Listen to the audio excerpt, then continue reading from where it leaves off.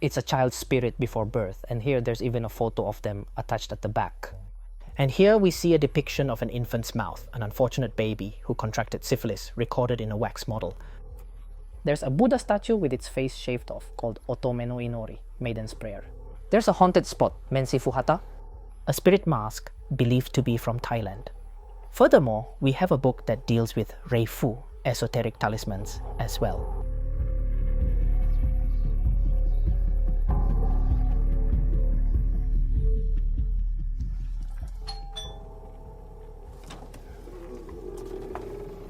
Hello there. Please come on in. Yes, I usually work as an illustrator and art director. My name is Yumero Yoshino. On the occult side of things, I collect cursed or ritual objects and share ghost stories, among other activities. Yes, that's right. And this item here, this is something else entirely. So, this might be something that neither Mr. Toshiyuki Tanaka nor Mr. Aiso own. It actually came out of an old storehouse in Tochigi Prefecture and is known as a Mensifu Hata, essentially a Thai spirit mask. The previous owner had no idea what it really was. As a child, their father once came back from an overseas trip saying, "Hey, I brought back this souvenir," and they just thought, "Oh, it's a ghostly looking mask." Initially, they would simply put the mask on and goof around with it, just kids being kids. However, it seems that after they engaged in a discussion about the mask with a spiritual medium or someone with similar psychic abilities, things began to take a rather peculiar and unsettling turn around their home, and this apparently caused them a considerable amount of anxiety. So the family locked the mask away in the storage building and began treating it very carefully. They even warned others, don't go near it. However, when a friend came to visit, they said, "Hey, I think I hear some sort of sutra chanting." But nobody else could hear it, so they were like, where on earth would that be coming from? The mother also insisted she couldn't hear anything. The friend, however, kept insisting, "No, seriously, I do hear it." They followed the source of the sound, and indeed it seemed to be coming from the storehouse. They all thought someone might be inside chanting, but the father warned them, don't go near it. Later, they found out that the father had actually built the wooden box around it himself. It was probably some kind of toolbox originally, but as time passed and the child grew up and left home, they tried to forget about this unsettling memory. They essentially forgot about the mask altogether as they moved on with life and work. But both parents passed away and the house was old, so it was decided the property would be demolished, including the storehouse. That was the first time in years they laid eyes on the mask again. And they thought, this is one of my father's possessions, but it also holds some bad memories, so I'd rather just let it go. Regarding this particular Buddha statue, it doesn't possess any specific dark or malevolent history. However, I currently reside in a property that is commonly known as a stigmatized property. And upon moving in, things were quite unsettling, with various strange occurrences, including peculiar noises emanating from the bathroom area.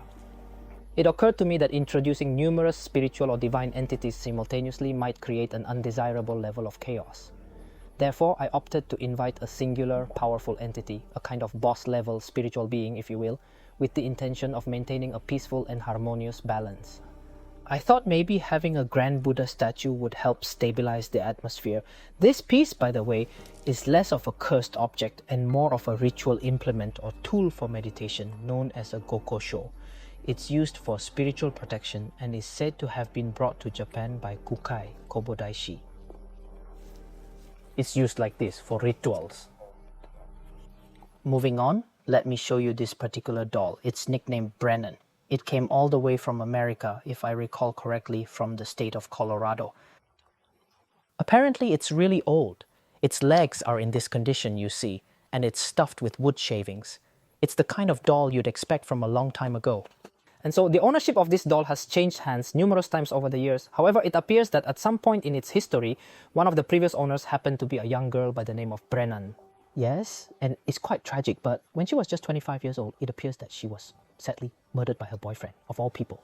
It remains unclear whether the spirit of the previous owner might have somehow become affixed to this doll. However, it's said that there were disturbances at night, with accounts of the doll making noises and even exhibiting movement. Truthfully, the specifics are somewhat vague to me, lacking in intricate detail. The one incident that does stand out involves the doll, which had been placed in a horizontal position. One day, it was unexpectedly found contorted into a distinct arched form, as if pulled or elevated by an invisible presence.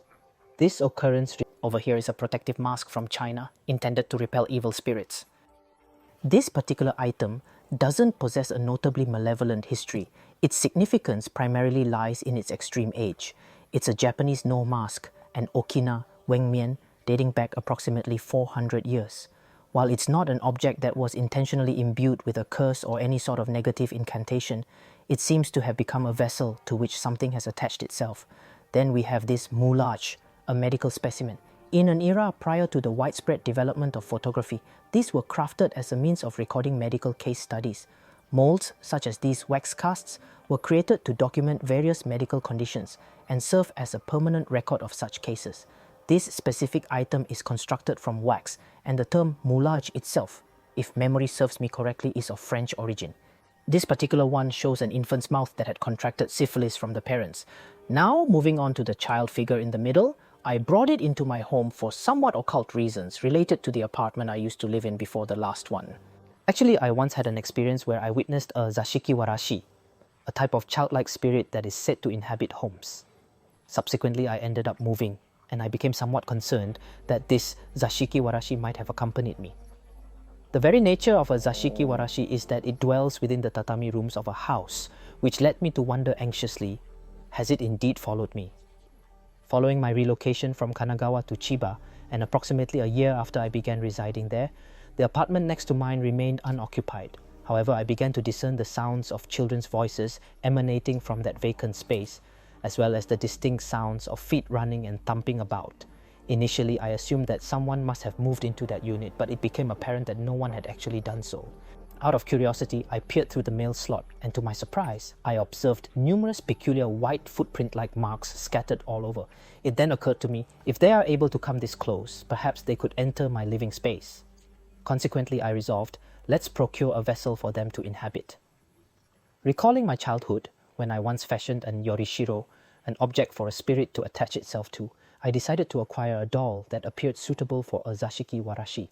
Initially, I found a boy doll through an online auction thinking, this seems promising.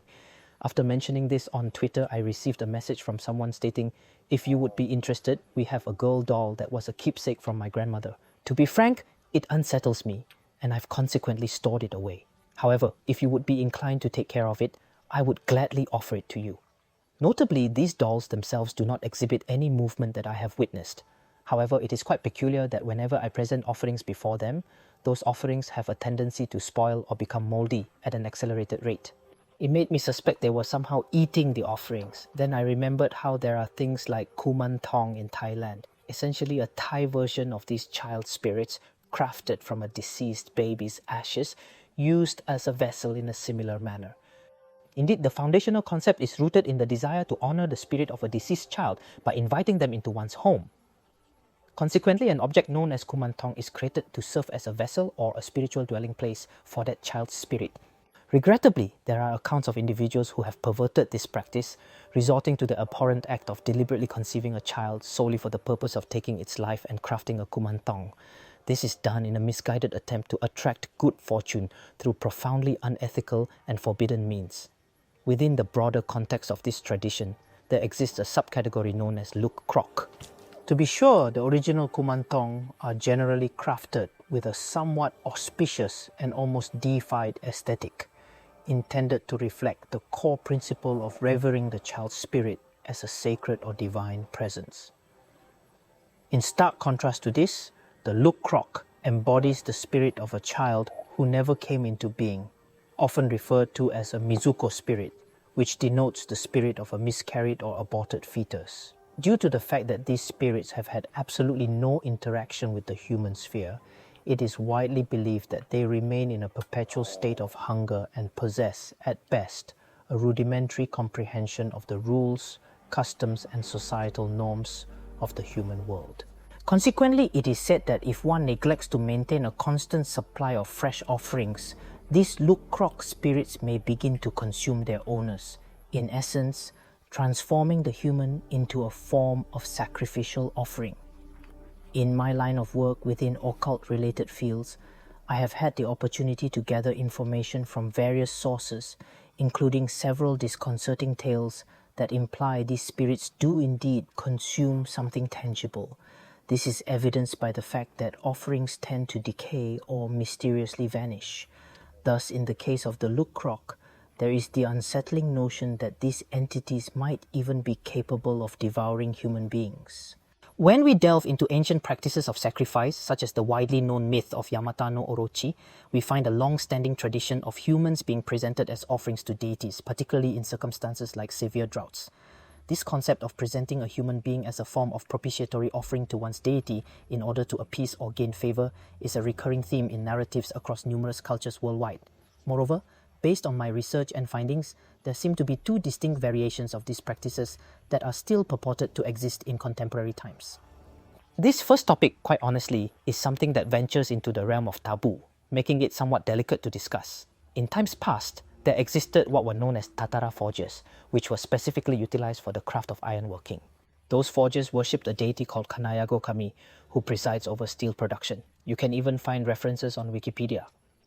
What's really bizarre is that this deity is purported to have a liking for human corpses. There are stories about actual bodies being hung at the four corners of the Tatara ironworks. In bygone eras, those who labored at the Tatara forges often encountered considerable persecution, with some claiming that they were adversaries of the mountain deities due to their practice of excavating and reshaping the very terrain of the mountains.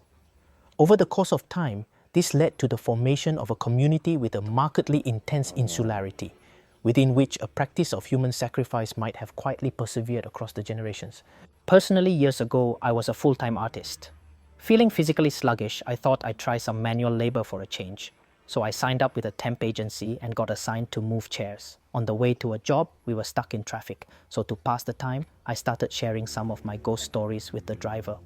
I recounted a rather peculiar anecdote stating, when I was employed at a Chinese restaurant, there was this particular young male customer, roughly the same age as myself at that time, who mentioned that subsequent to his relocation to a new residence, he had witnessed an actual human hand emerging from within the wall.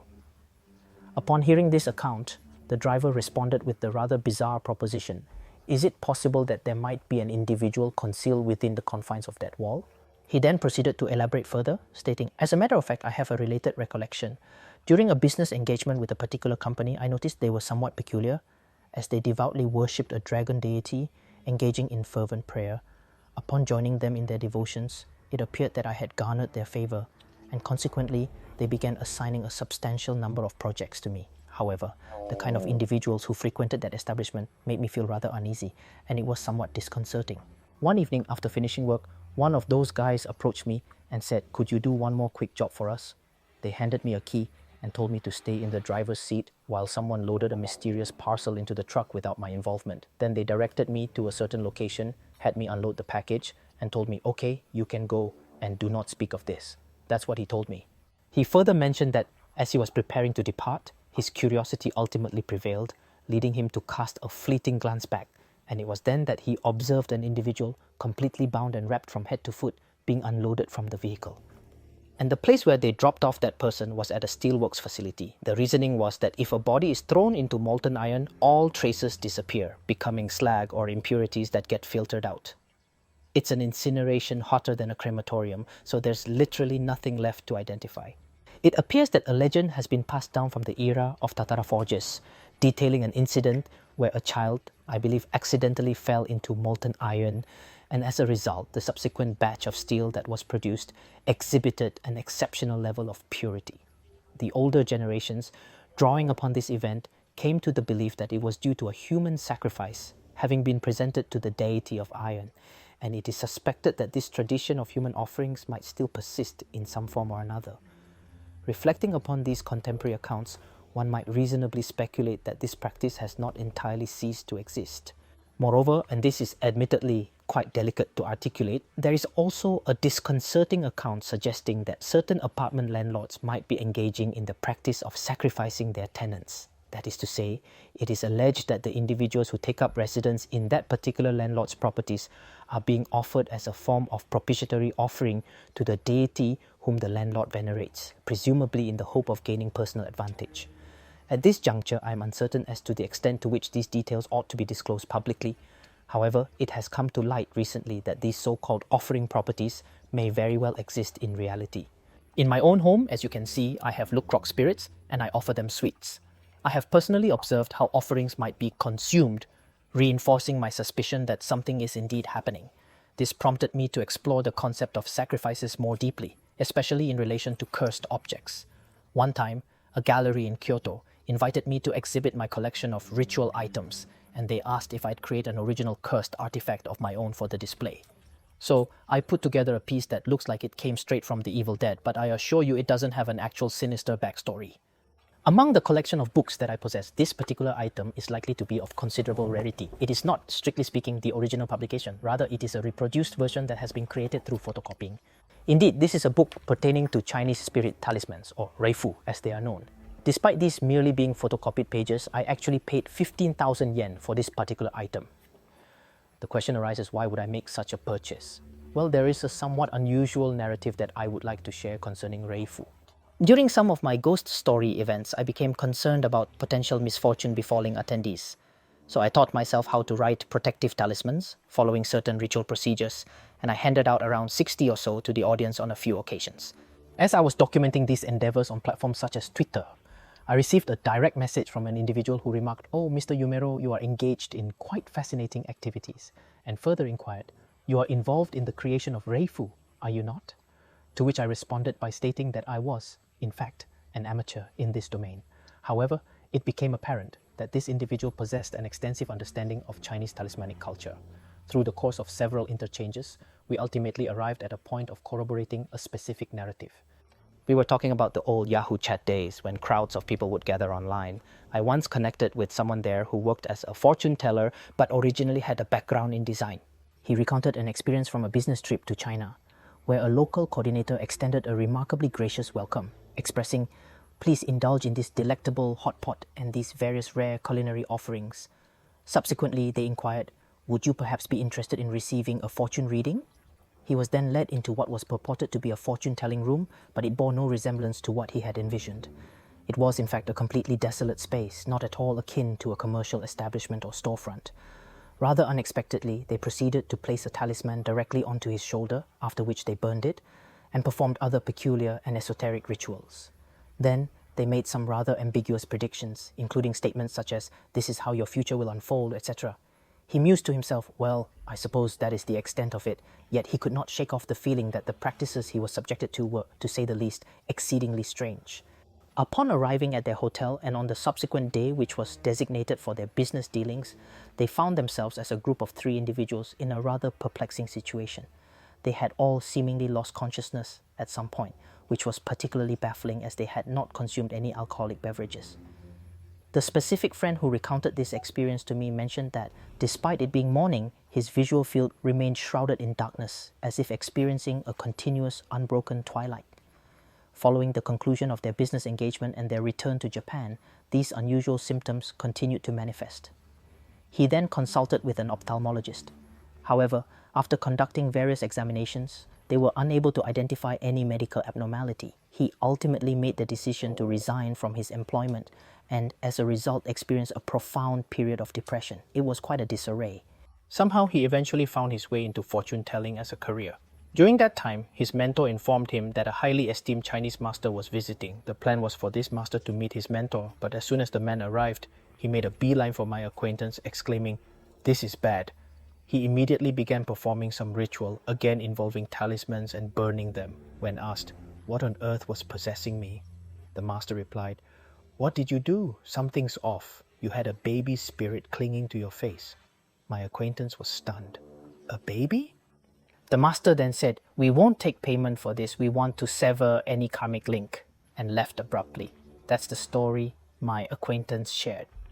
Upon recounting this particular experience to the individual who had messaged me, the one possessing considerable expertise in the domain of reifu, they responded by stating, "It appears that he has been made to consume an infant." That is to say, the culinary offerings he received upon his arrival in China were very likely to have included an infant.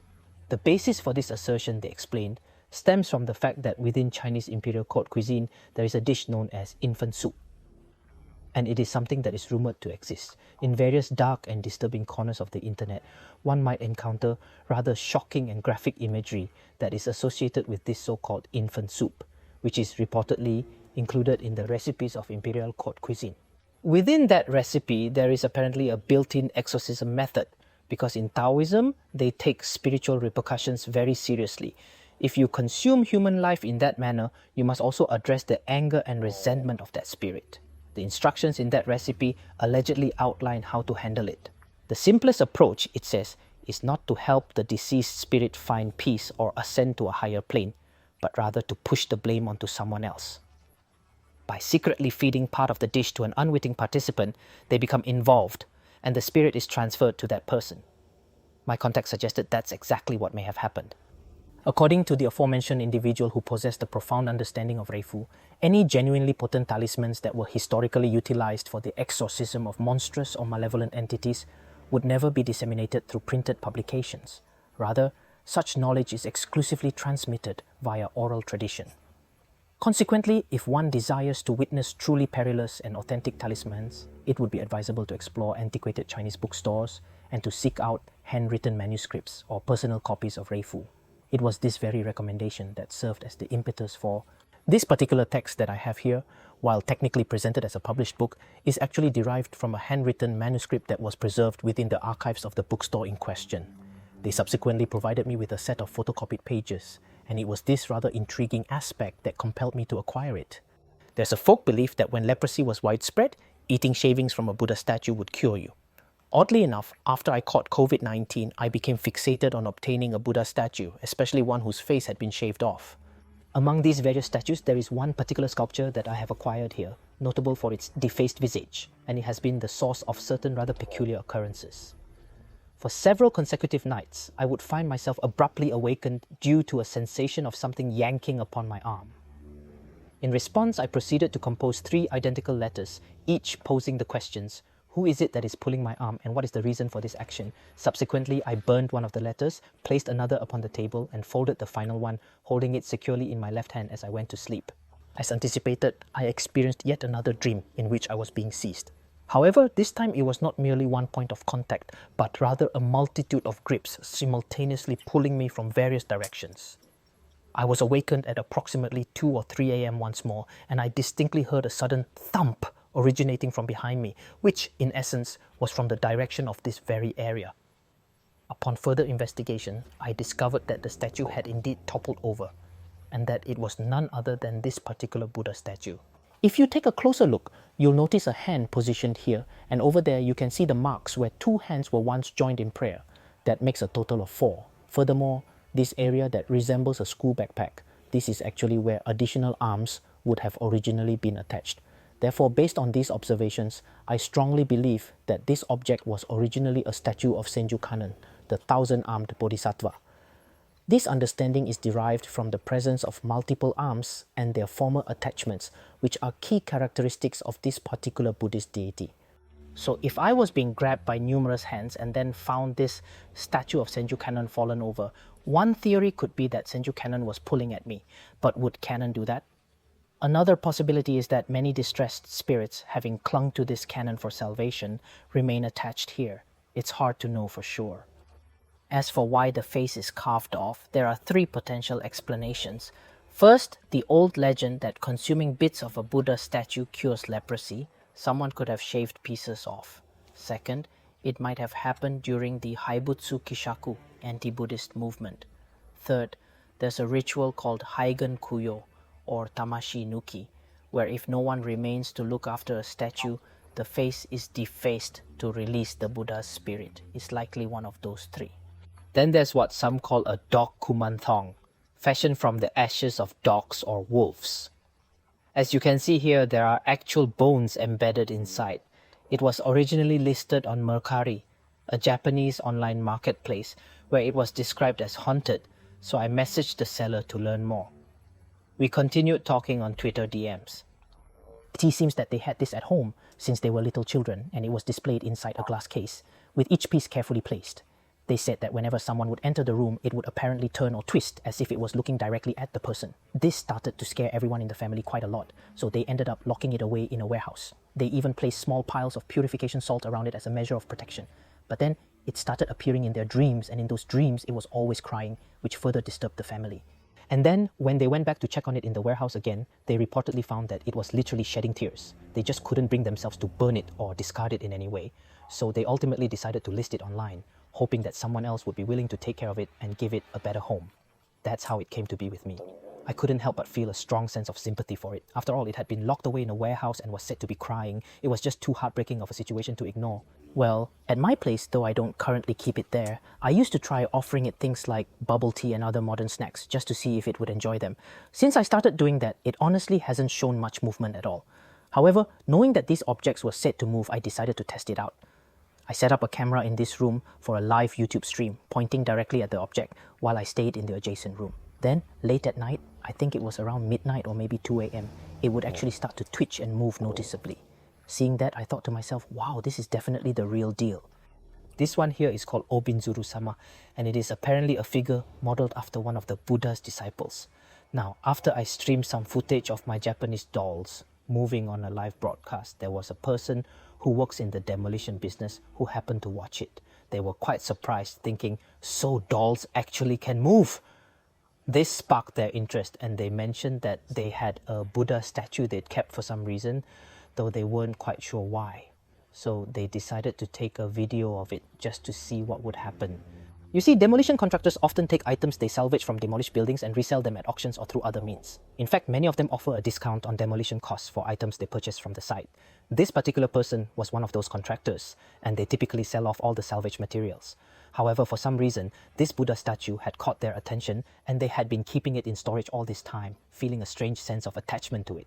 So they decided to record it, and they ended up filming with their mobile phone for about 2 hours.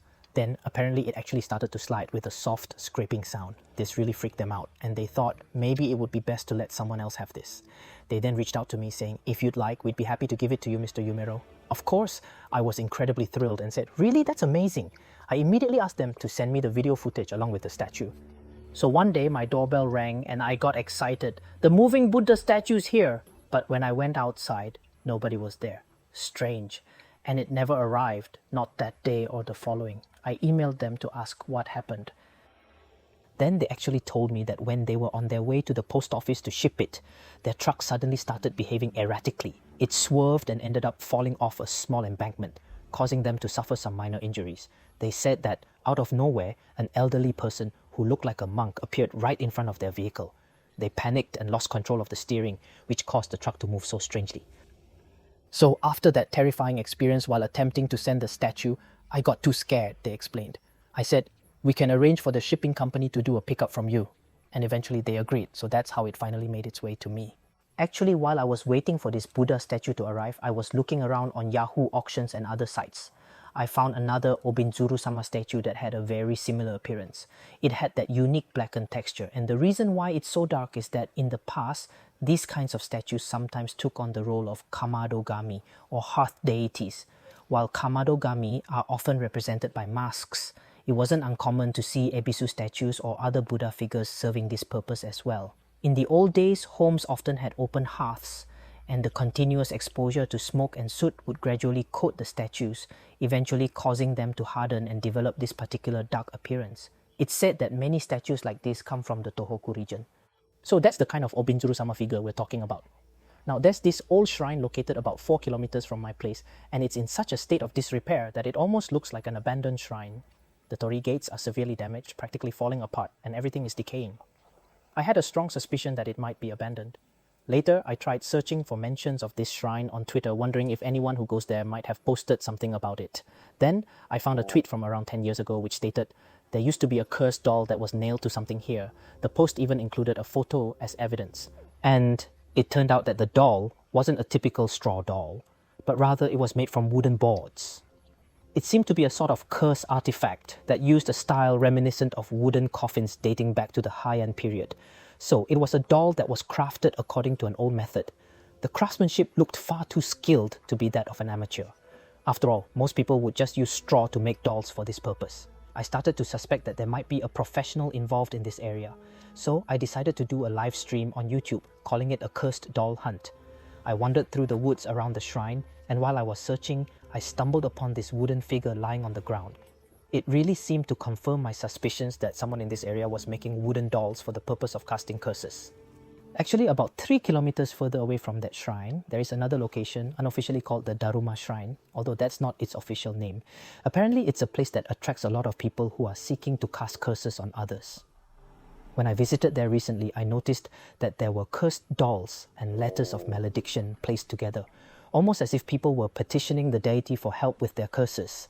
The reason why so many cursed dolls end up accumulating there is still unclear, but there's a story that a cursed Daruma doll was once placed at that location and used to perform rituals of black magic, which might be the source of its dark reputation. If I revealed the shrine's actual name, it'd be something like XXXX Shrine. I contacted the caretaker there, politely asking, "Excuse me, the shrine wouldn't have placed a Daruma statue, right?" The caretaker replied, "Certainly not. We're a Shinto shrine, and Daruma belongs to Buddhism. Perhaps someone came and did something odd here without our knowledge, but it has nothing to do with us officially." They mentioned that it's become quite a problem lately because people keep leaving cursed dolls there, and it's causing a lot of trouble. I'm also doing my best to discourage such behavior and trying to raise awareness about how it's not appropriate. Regarding the origin of the name Exkis Shrine, it seems it goes all the way back to the Genpei War, which was a major conflict between the Minamoto clan, also known as the Genji, and the Taira clan, known as the Heike. The Minamoto clan used a symbol called XXXX on their battle flags, and then, filled with a strong determination to defeat their enemies twofold, they dedicated that symbol to the shrine. This act of dedication is said to be the origin of the shrine's name. They say both the Genji and Heike clans engaged in extensive sorcery and onmyodo, Japanese esoteric practices, during that era. Perhaps descendants continue performing curses with wooden dolls, following Heian period methodology even today. That's the kind of speculation swirling around this artifact. Actually, according to an expert I consulted, though I'm not at liberty to disclose their name, it seems that the very act of creating this type of doll is enough to establish it as a powerful curse. It's believed that these dolls are not just simple effigies. They might even be specifically designed with the intention of cursing the land where they are placed. This would suggest a more sinister purpose behind their creation. One theory is that someone local discovered the doll and drove a nail through it in an attempt to kill the curse, neutralizing the spell. This piece of wood might appear to be just an ordinary piece, but it actually comes from a location in Matsushima, Miyagi Prefecture. That location was once known as Otome no Inori, which translates to the Maiden's Prayer, and it's widely regarded as a haunted spot. The area is known for a lone pine tree that stands on the edge of a steep and dangerous cliff. It's said that back in the 1960s, a schoolgirl tragically took her own life by hanging herself from that very tree. And on that very tree, there were supposedly some mysterious characters or symbols deeply carved into the bark. According to local legend, it was said that if anyone were to decipher the meaning of those carvings, they would be cursed. There was an incident involving a reporter who featured this location. On the following day, she reportedly claimed, "I think I have figured out the meaning of the text." Shortly after that, she was supposedly involved in a car accident while she was on her way to Yamagata. Of course, it's impossible to say for certain how much of a connection there actually is, or whether it was all just a coincidence. Either way, the lore evolved. If you visit that tree where the schoolgirl hanged herself and neglect to offer cigarettes, you might have an accident on the way home. This rumor turned it into a rather popular haunted destination for thrill seekers. Eventually, the locals decided it was too problematic and cut the pine down, burning it so that it would be destroyed. But the stump remained. I asked Matsushima's municipal office for permission and retrieved this piece from that stump, which is what you see here. Alright, so next up we have this item here. Now I really hesitate to refer to it as a cursed object because I usually refer to it as this child. And let me explain why. I actually came to acquire this through a demolition contractor based in Kumamoto. It seems that there was this farmhouse dormitory, and within that dormitory they had taken in a 16-year-old girl as a worker. Unfortunately, she tragically passed away while she was there. It seems she passed away quite suddenly from a stroke. Apparently she had been complaining about headaches for some time. The job that the demolition contractor was tasked with was to clean out and clear out her personal room. It turns out that she had been an orphan. When they were going through her things, they discovered a small box labeled treasure. Inside that box, they found her umbilical cord, as well as this tiny brooch, which was said to be the only thing that her parents had ever bought for her. The small cushion you see underneath was added later, and it's not part of the original set. So inside that box, there were these two significant items: her umbilical cord, which symbolized her connection to the parent who had unfortunately abandoned her, and that one single brooch, which was also a gift from her parent. It's clear that she had treasured these items deeply. Because of their sentimental value, the contractor felt that they simply could not dispose of them or throw them away. Instead, they decided to consult with the local temple, seeking guidance on what to do. They explained the situation, saying, "Given the circumstances, we find ourselves in a position where we have to dispose of these important belongings of this girl, but honestly, we just can't bring ourselves to do it." The monk then responded by saying, "You know, this girl is still very much present. It's very likely that she is still dwelling within that brooch, and she probably has a desire to continue experiencing this world for perhaps another 10 years or so. So it would be best to allow her to remain a little longer. Let her continue to see and witness what this world has to offer." So the contractor kept her with them for about 8 years, then eventually asked me, "Would you be willing to take her on adventures so she can see more of the world?" So now I do my best to bring her to various places. Of course, I understand that there are many people who doubt the existence of unseen entities or spiritual phenomena. And to be honest, even I can't say with 100% certainty that ghosts absolutely exist. While I've had various personal experiences that suggest they might, these experiences are largely subjective and based on my own perceptions. It's also incredibly difficult to provide any kind of objective scientific proof to validate those kinds of claims. But if there's even a slim chance a tragic spirit like that exists, I believe it's worthwhile to comfort them, offer them memorial rites, or bring them joy. That's what I call a cursed object, something that might house a spirit, and that's why I feel it's worth respecting and caring for. This item here is known as Tanokansa, which is a deity that is traditionally venerated in the Kyushu region. Specifically, this deity is believed to be a guardian spirit of the rice fields. Surprisingly, someone had decided to put this Tanokansa up for sale on Mercari, and that's how it eventually ended up becoming a part of my collection. It's less a cursed artifact and more of a ritual instrument, or bonogu, which makes sound when used. There's no scary legend tied to it. It's actually for health purposes. It has recently been shown that the vibrations produced by this phenomenon are actually beneficial for the body, and this has led to the development of something called vibration therapy. It's quite fascinating because the origin of this concept actually comes from the purring sound that cats make. About 100 years ago, various researchers became intrigued by this purring sound and began to investigate what it was. They conducted experiments and found that if a rabbit with a bone fracture was kept in the presence of a cat that purred frequently, the rabbit's injuries tended to heal at a much faster rate than expected. So, researchers began to hypothesize that perhaps these vibrations were actually accelerating the healing of injuries and aiding in cellular repair. This line of inquiry led to the formal research and development of what we now know as vibration therapy, and it has advanced to the point where it is currently being utilized in medical applications. Furthermore, if you were to lie down and place this instrument on your abdomen while it's resonating, you would find that the vibrations spread throughout your entire body. Because of its rejuvenating effects, some people use this as a method for anti-aging or general well-being, and it's generally considered to be a very safe practice, yes. I began deliberately collecting these items about 5 or 6 years ago, but the real origin traces back to my childhood, when I actually tried making one myself. As a kid, I would sometimes wake in the middle of the night, crying hysterically, thrashing around. My parents would try to calm me down. Then, one particular night, while my parent was calling my name and patting my cheek, I grabbed them and shouted, "Bring me my ashes," I wouldn't stop. And after that incident, my parents took me to a temple, and I had to learn some Buddhist sutras. That was probably the gateway to my interest in the occult. Perhaps because of this experience, I soon began drawing a lot of artwork and developed an advisor in my mind. It wasn't a real person, but something I conversed with internally, akin to an imaginary friend. However, it was definitely something that I felt quite embarrassed to reveal to others, so I always kept it as a very personal and private experience. I would often have these internal dialogues with the entity, and then one day some of my friends started mentioning that this presence had begun to appear in their dreams as well. They'd say things like, "You know, Yumero, you appeared in my dream last night, and you were with this kind of figure." When they went on to describe the specific features and characteristics of this figure, it matched exactly what I thought was an entity that only I was able to perceive in my mind. So I wondered if it had shifted from an imaginary friend to a tulpa. A tulpa is a Tibetan secret practice, wherein by envisioning a specific being intensely for a prolonged period, you can cause it to materialize as an actual spirit. It made me wonder if I had perhaps been unknowingly practicing this sort of thing since I was a young child.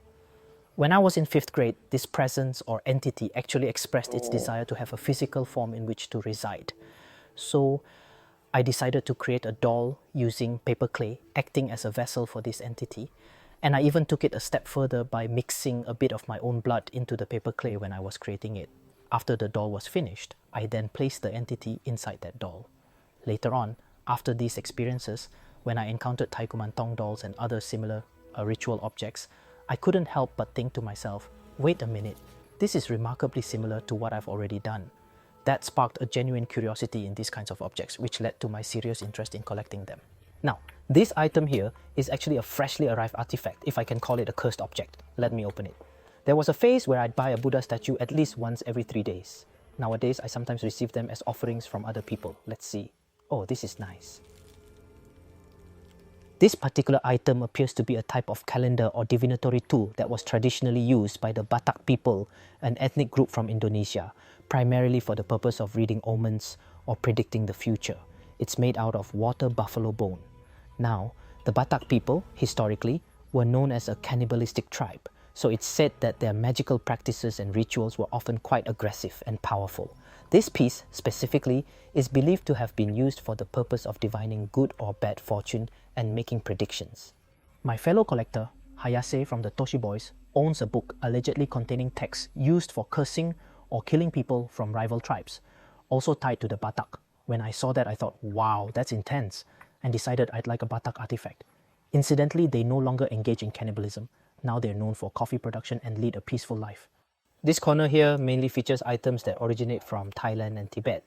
For instance, in this display, you'll find a humpayont, which is a type of ritualistic effigy that is known to incorporate human corpse oil, or what is called Nam Man Prai in Thai.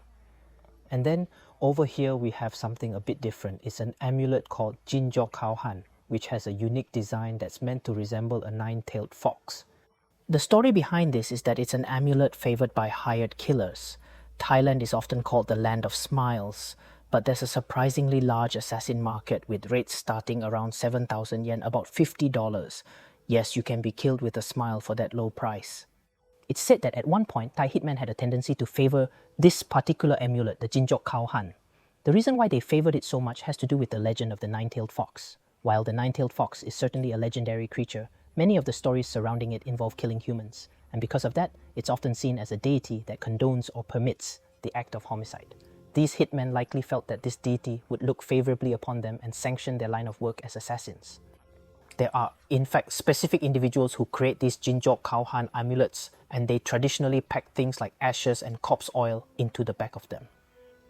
It's said that these amulets became so notorious for producing incredibly potent effects, so much so that it was considered dangerously powerful, that modern versions of Jinjok Khao Han amulets seldom contain genuine corpse oil. Instead, they tend to use oils derived from so-called magical plants or other similar substances. Furthermore, many modern versions are now sold as printed images or drawings rather than carved statues or sculptures. They say 3-dimensional objects hold greater spiritual power. That's why modern versions tend to be pictures, sometimes photoshopped fox images, and they no longer include real ashes. Apparently, the potency of Jinjok Khao Han grew so concerning that the artisans themselves decided to tone it down. Now, if we are to believe the traditional biographical accounts, it is said that the 9-tailed fox originated in India, and from there it travelled through China, where it famously took the form of Daji. Eventually, it is said to have made its way to Japan, where it was supposedly sealed inside the Seishoseki, also known as the Killing Stone, which is located in Tochigi Prefecture. If I remember correctly, there was a story that circulated during the pandemic about that particular stone cracking, which led to rumours and speculation that the seal had perhaps been broken and the entity had been released. Now, I'm not entirely sure if there's a direct connection or not, but it's my personal deduction that because the 9-tailed fox is incredibly popular in places like Thailand and Korea, where it has been featured in numerous TV dramas and other media, it's possible that it may have found hidden and less obvious avenues for its veneration. So even though its journey is well known from India to China and then Japan, I believe that it might have also manifested in Thailand in a form similar to the Jinjok Khao Han, where it continues to gather its own local following and to be the object of devotion. Speaking of Thailand, here's another intriguing piece called Pi Hua Luang, a demon-like figure. As part of a larger category known as Pi Lu, it was apparently produced by the Lu tribe, and Pi is a general term for a spirit. It's made with the creator's own ashes, intending to transform themselves into a protective demon after death to guard their family. Thus, this figure is the result of someone deciding, after I die, I'll become an Oni ogre to protect my descendants, and embedding their cremains in this Pi Hua Luang. The tradition of using ashes to create ritual objects is traced back in many ways to Tibetan Kapala. A Kapala is essentially a ritual bowl that is traditionally crafted from the skull of a deceased monk. This particular one, right here, is of Burmese origin, while that one over there is from Tibet. The core concept behind these items is that after death, some monks wish for their physical remains to continue serving the cause of Buddhism and helping others. Therefore, they choose to have their remains be transformed into a sacred religious implement. These types of bone-based esoteric artifacts, often referred to as Mikyo Hogu, truly illustrate the idea that even after death, one can continue to actively propagate the Dharma, which is the teachings of Buddhism. That tradition spread throughout Thailand and much of Southeast Asia, giving rise to numerous objects fashioned from bones or cremains. One particularly curious piece is this cat-like robot figure, obviously a bootleg, as it's an unauthorized creation. If you look at the back, you'll see it contains ashes. Apparently, it's from a child who wanted to become Doraemon after death. He died at around 5 years old, and the idea was that in the afterlife he'd become an amulet, traveling around helping people, fulfilling the role of Doraemon, so to speak. This particular piece was created under Khmer magic traditions in Cambodia. It looks a bit creepy, but there's also a story about a luxury hotel in Cambodia where a robbery took place and a woman was killed. After that, her weeping voice supposedly lingered in the hotel, creating quite a predicament. A monk from southern Thailand came to speak with the spirit. She was told, "If you stay in this state, you'll become a Pitai Hong, a vengeful spirit created by a violent and tragic death, consumed by overwhelming anger and sorrow. This is the condition known as Pitai Hong, where one's soul transforms into a malevolent force. But instead of allowing your rage to persist and causing harm to innocent people who have done nothing wrong, you can find peace and purify your soul by choosing to help others. Let us transform your ashes into an amulet. By residing within it, you can bring protection and support to the living, and in doing so, cleanse your spirit of anger and grief." They negotiated this arrangement, and the amulet was fashioned using the woman's ashes and hair. On the back, you can see a small photo of her included. This is a super mysterious substance known as leklai, which reportedly translates to something like steel catfish. Thai monks are said to detect its presence through deep meditation. They then travel to caves where it resides, and upon excavation, they often find leklai encrusted along the walls. When leklai is discovered, an altar is built, sutras are chanted, and the mineral is carefully harvested with reverence. Scientifically, this mysterious substance is often identified as goethite or, in some cases, hematite or limonite. However, in Thai culture, leklai is revered as a spiritual substance imbued with potent and mystical energy. It's said that leklai has a particular affinity for honey, which is often offered to it during rituals, along with the recitation of special sutras specifically dedicated to it. Those who possess leklai are believed to gain invulnerability and protection from harm. Remarkably, some monks provide a unique service where small pieces of leklai are implanted into a person's body. This practice is based on the belief that it could grant immortality or unparalleled spiritual power. If you're curious, videos of this intriguing ritual can be found on YouTube. It's truly fascinating to witness. I've heard soldiers often buy leklai and have it implanted under their skin, believing it can stop bullets or prevent enemies from firing. Out of curiosity, I tested it with a toy gun, but it just hit me like normal. No magical effect. This is quite an intriguing piece, known as a Yeti mask. It's used by shamans, and while its appearance may seem intimidating, it's not made from human skin. Instead, it's crafted from the hide of a yak, an animal considered sacred in that region. There's a common theory that the Yeti is just a bear. However, many locals insist, no, the Yeti isn't an animal.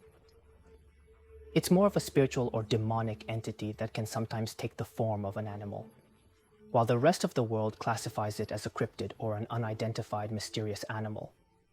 The locals firmly believe it's something supernatural at its core. Nepalese communities often view it as a malevolent spirit.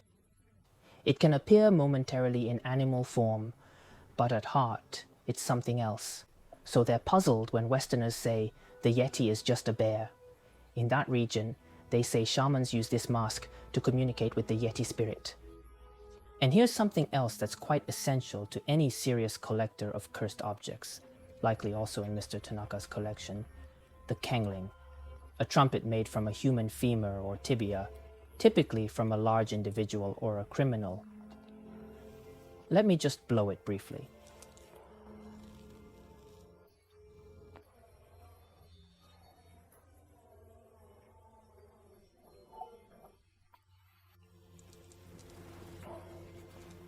There's also a rare Burmese version of kumantong, sometimes referred to as a Great Clan kumantong, though in local language it's called nat, spelled N-A-T, but pronounced more like na. There's a practice called nat worship. In Burmese tradition, nat can refer to all sorts of spirits. This particular deity figure is also called nat, which is a bit confusing. The pose it's holding is said to grant one single wish. It too includes human hair or ashes in its creation. Many people are curious about this item, known as the Nkizi Nkondi. I believe Mr. Tanaka might have introduced it as well. It's created to solve problems. For example, if a theft occurs in a village and the thief escapes. In such cases, the villagers gather and a sorcerer referred to as an Nganga crafts this figure. They imbue the figure with spiritual power, essentially creating a supernatural entity tasked with tracking down the criminal. This process involves the entire community coming together, making it a collective act of justice. What's fascinating is that it's like creating a spiritual weapon, a force designed to seek out and address wrongdoers. That's precisely what the Nkisi Nkondi represents. At first glance, you might assume the nails are hammered in to cause harm, especially from a perspective influenced by Japanese curse rituals. However, it's quite different. The Nganga sorcerer performs a ritual where they lick each nail while expressing a prayer or intent. The saliva is believed to carry spiritual energy, which is imbued into the statue as the nails are driven in. The more nails hammered into the figure, the stronger its spiritual power becomes, enhancing its ability to hunt down the culprit and deliver severe punishment. Continuing with bone-based artifacts, here's something quite unique that I wear on my wrist. This is known as a kapala mala.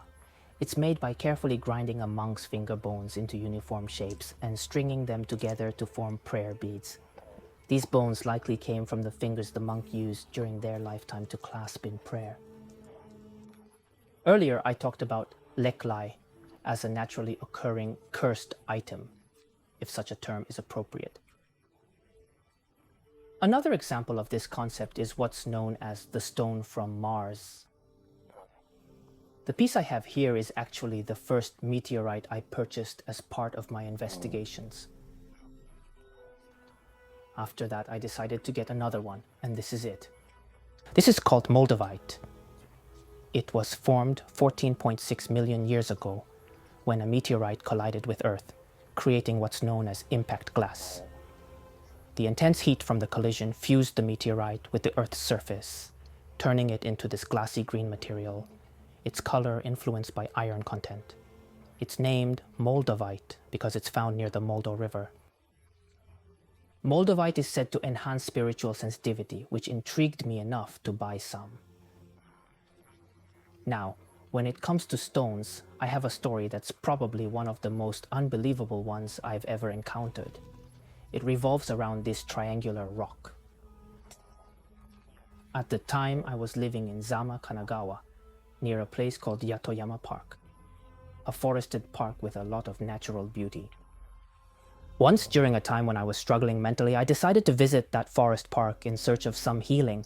There's a natural spring in the park, and as I walked around, I found myself drawn to it. The spring looked so refreshing and soothing that I thought, this might help, and reached out to place my hand into the cool, flowing water. What happened next might sound unbelievable, but as my hand rested in the stream, a black hand suddenly emerged from the water. It gently placed something onto my palm, a triangular stone, before disappearing without a trace. The triangular rock has a skull-like image on the back, which is intriguing. I can't say for sure whether that's just a coincidence, but I ended up receiving this stone from the mysterious black hand, thinking to myself, wow, this feels like something extraordinary. After moving into my current place, I had a strange dream one night. In that dream, for some reason, I came face to face with myself. In that dream, my doppelganger spoke to me and said, "You have that triangular stone, don't you? Let me teach you how to use it." He explained, "Point the white underside of the stone toward yourself, with the arrow facing outward. Doing this will allow any negativity or bad energy within you to flow outward and away." Since I live in a stigmatized property, there was always a bit of unease, and I couldn't help but wonder if some kind of negative energy was lingering here. While I'm not someone who fully trusts dreams, I thought, why not give it a try? So I placed the stone on the windowsill with the arrow facing outward.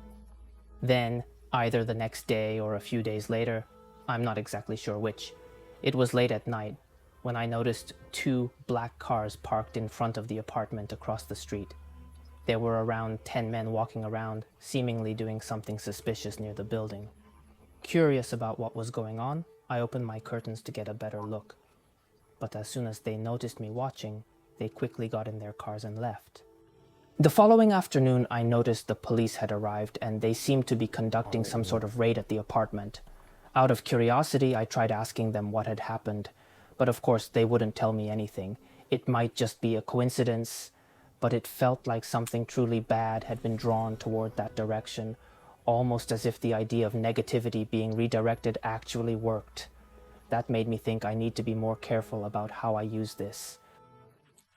Someone advised me, if you're concerned about its effect, place it inside a small bell or a rin. That way any negative energy will stay trapped inside, circulating within, rather than being released outward to affect others. Taking their advice, I've placed it inside a bell for safekeeping, as you can see. Ghost stories are often about other people's experiences, and most of the time we hear them secondhand. While I do have a few personal stories of my own, I've always felt a desire to have more first-hand encounters. That's part of why I've made the choice to live in stigmatized properties and collect cursed objects. I want to confront things that are truly dangerous and experience them directly. Recently, I've heard rumors about an artifact that's said to be extremely dangerous. As part of my work with cursed objects, I've always wanted to confront more intense and risky items, but this one stands out. I can't share too many details about it, though, because there have been victims associated with it. I was contacted by someone who claimed that multiple deaths had occurred due to an item sealed away at a location a bit far from here. Earlier I mentioned Otome no Inori, and as it turns out, that site is connected to something even more sinister than I initially let on. The idea that a single schoolgirl's suicide at Otome no Inori could trigger a curse powerful enough to claim multiple lives doesn't make much sense. If something like that were truly happening, the world would be in chaos like a demonic realm. There must be another cause behind it. I suspect there's a deeper trigger behind all of this, specifically something tied to a deity and perhaps the rituals or offerings involved. I've also heard about an incredibly dangerous artifact connected to these elements, and while I'm eager to investigate, I have to admit I'm genuinely terrified. Recently, I've been in contact with some of the victims' families and even visited the site to learn more. However, the entire experience has been deeply unsettling. So my, let's call it a goal, is to figure out how to responsibly approach such artifacts. I'm not sure where my sense of closure lies or how much I can safely share with the public. But I do believe the lack of a definitive answer is part of what makes the occult so compelling. I intend to continue my investigations in my own way. So today, I introduced my family of cursed objects. To show gratitude to them and to you viewers, I'd like to finish by ringing what's known as a singing bowl, somewhat like a small Buddhist rin. Let's end with that sound.